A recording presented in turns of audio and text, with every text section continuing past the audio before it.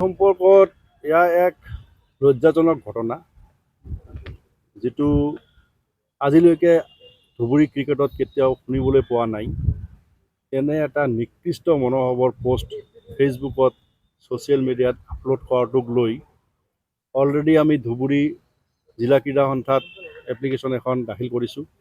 লগতে Dhubri BN college আউটপোষ্টত আমি এজাহাৰ এটা দাখিল কৰিছোঁ যে এনেধৰণৰ পোষ্টে হয়তো আমাৰ ধুবুৰী ক্ৰিকেটত খুব বেয়া এটা ভয়ংকৰ বাতাবৰণৰ সৃষ্টি কৰা দেখা যাব পাৰে।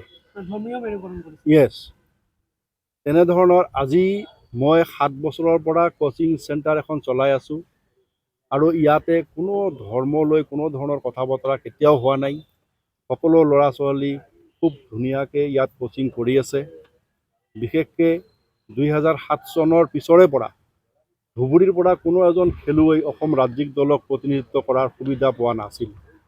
এয়া আমি খুব কষ্ট কৰি আমাক সহায় কৰিছিল ধুবুৰী BN কলেজ, ধুবুৰী জিলা ক্ৰীড়া সন্থা আৰু আপোনালোকে ভালকৈ চিনি পায় জাভেদ জামান, তেখেত আমাৰ ধুবুৰী ক্ৰিকেটৰ গৌৰৱ। তেখেতে বহুত ক্ষেত্ৰত বহুত ছাজেশ্যন দিছিলে। লগতে ধুবুৰীৰ বিভিন্ন ছিনিয়ৰ ক্ৰিকেটাৰসকলে মোক সহযোগ কৰিছিলে ল'ৰাবিলাকক সঠিক কোচিং দিয়াত, আৰু তাৰে ফল আমি কোচিং আৰম্ভ কৰাৰ 4-5 বছৰৰ মূৰত মুঠতে 2021-22 বৰ্ষৰ পৰা আৰম্ভ কৰি ধাৰাবাহিকভাৱে 2023-24 বৰ্ষলৈ এজনৰ পিছত এজনকৈ খেলুৱৈ অসম ৰাজ্যিক দলত প্ৰতিনিধিত্ব কৰিবলৈ সুবিধা পাইছে। মই DSAত ক্ৰিকেট ছেক্ৰেটাৰী। এয়া মোৰ 2 বছৰ কাৰ্যকাল চলি আছে। আচলতে কোনে লিখিলে আৰু কিয় লিখিলে?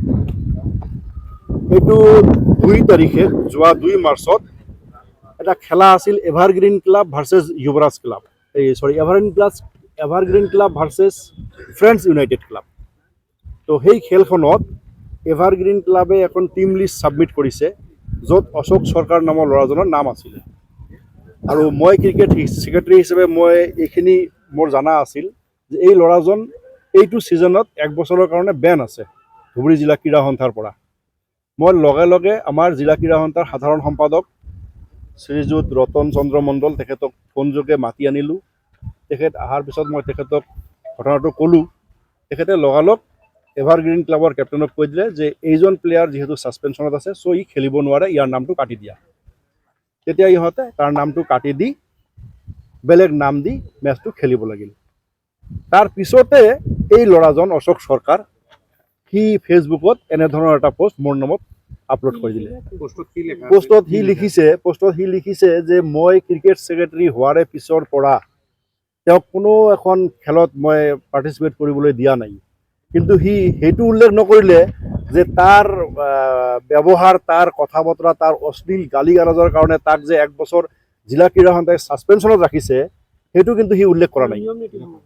নিয়ম নীতি ভংগ কৰা, বেয়া গালি গালাজ কৰা, তো এইবিলাকৰ কাৰণে তাক যে ছাছপেণ্ড কৰি ৰাখিছে 1 বছৰৰ কাৰণে। কেতিয়া কৰিছিল এইটো 2024-ৰ, মোৰ ডেটটো ঠিক মনত নাই, চাব লাগিব। এইটো DSAত আমাৰ আছে চব এইবিলাক। তো এই মাৰ্চ মাহত 2025-ৰ মাৰ্চ মাহটো পাৰ হৈ গ'লে তাৰ ছাছপেনশ্যনটো উকলি গ'ল হয়। কিন্তু তাৰ মাজতে আকৌ এনেধৰণৰ নিকৃষ্ট মনৰ পোষ্ট এটা কৰি সি মানে এতিয়া নাজানো DSA কি ব্যৱস্থা ল'ব। আমাৰ ফালৰ পৰা আমি DSAক অনুৰোধ জনাইছোঁ। তাক পোষ্টত লিখা আছিল মই ক্ৰিকেট ছেক্ৰেটাৰী হোৱাৰে পৰা তাক ক্ৰিকেট খেলিব দিয়া নাই তাক, কিন্তু একচুৱেলি সি বেন আছিল, যাৰ কাৰণে সি খেলিব পৰা নাই। আৰু এটা খুব বেয়া কথা লিখিছে যে তাক মই ক্ৰিকেট, যদি সি ধুবুৰী ডিষ্ট্ৰিক্টৰ পৰা ক্ৰিকেট খেলে, তাক নেকি মই কৈছিলোঁ যে তুমি মুছলমান হ'ব লাগিব। এনেকুৱা নিকৃষ্ট মনোভাৱৰ পোষ্ট এটা যে কৰিছে, আচলতে ল'ৰাজনৰ মাথা পাগল নে নিজে ইচ্ছাকৃত বুলি কৰিছে সেয়াটো নাজানো। তো আমি এতিয়া মানে কৰিবলৈ কৈছোঁ মই। আৰু এটা ইম্পৰ্টেণ্ট লাইন তলত 2 লাইন লিখিছে যে regarding this matter he approached several members of our DSA Dhubri, but nobody helped him. So I want to know who are the several members of DSA whom he approached and why didn't they help him?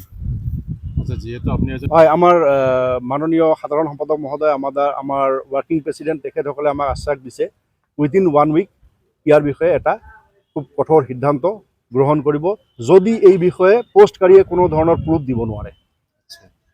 তো definitely ইয়াৰ কোনো এতিয়াও দিয়া নাই, হয়তো দিব চাগে। আপুনি কিবা ব্যৱস্থা লৈছে আপোনাৰ নামটো সামৰি আছে? হয়, মই মোৰ ছেফটিৰ কাৰণে নিশ্চয় ল'ম, কাৰণ যিটো বস্তু আমি জীৱনত কল্পনা নকৰোঁ, কেতিয়াও আমাৰ মাথাত এইবিলাক বস্তু নাহে, সেই বিষয়ে যদি অপমান কৰাৰ চেষ্টা কৰে, ডেফিনেটলি আমি নিজৰ ছেফটিৰ কাৰণে এটা কিবা ষ্টেপ ল'বই লাগিব। চ' মই আমাৰ বি এন কলেজ আউটপোষ্টত এজাহাৰ এখন দাখিল কৰিছোঁ।